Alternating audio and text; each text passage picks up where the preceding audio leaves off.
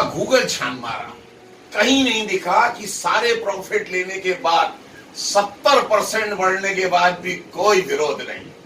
भाई साहब, आटा दाल चावल का रेट बढ़ गया होता ना, आग लग जाती है देश में, आग। मगर धन्य हो शराबी भाइयों, धन्य हो, तुम्हारी तरफ से राष्ट्रभक्ति के लिए नमन। तुम आर्थिक जो तुमने देश के अंदर अर्थव्यवस्था संभाल रखी है उसके लिए नमन। आपने देखा कोई शराबी जंतर मंतर में हड़ताल पे नहीं बैठा, कोई शराबी रामलीला मैदान में धरने पे नहीं गया। इसे कहते हैं राष्ट्रभक्ति, इसे कहते हैं देशभक्ति।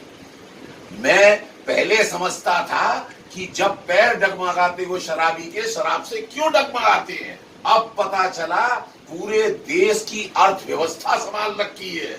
जी हाँ, 2.5 लाख करोड़ रुपए की अर्थव्यवस्था संभालने वाले के पैर ही डगमगाएंगे, मगर फिर भी कोई अहंकार नहीं। बेचारा गाली खाता है, उल्हाना खाता है, समाज के अंदर लोग उससे शिकायत करते हैं, उससे दूर भागते हैं, मगर उसको कोई शिकायत नहीं है।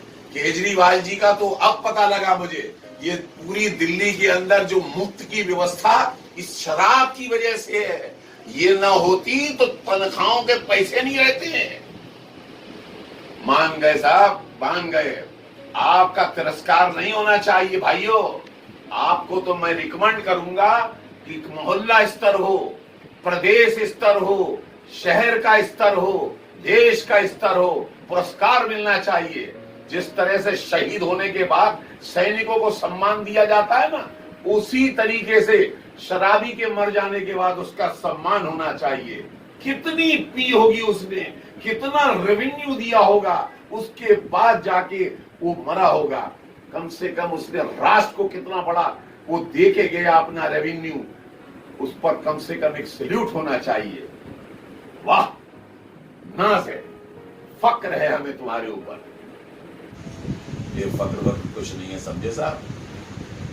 नाश लग जाता है शराब पीने वाले का, घर बर्बाद हो जाते हैं, विभाजन हो जाता है, औरतें बेवा बन जाती हैं, हाँ, और बच्चों के मुंह से निवाले निकल जाते हैं, बचपन खत्म हो जाता है। और लाखों करोड़ों का हर साल, ऐसा नहीं है, जहरीली शराब पी के कितने मर जाते हैं। गलती से भी मत करना इसको।